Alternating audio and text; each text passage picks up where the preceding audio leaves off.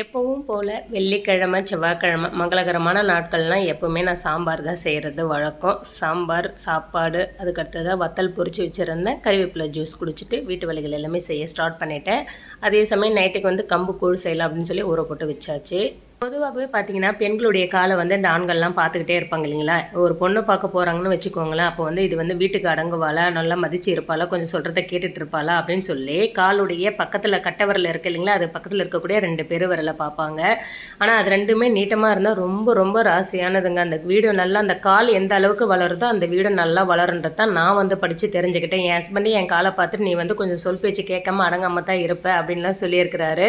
ஆனால் திருடி படத்தில் வரும் பாருங்க, அந்த சீன் தான் எனக்கு ஞாபகம் வரும். அப்போ தனுஷ் சார் சாயசங்க பார்த்துட்டு சொல்லுவாங்க இல்லையா, செம்ம காமெடியாக இருக்கும். ஆனால் உண்மை என்னென்னா ரொம்ப ராசியாக இருப்பாங்க, ரொம்ப லக்கியாக தான் இருப்பாங்க.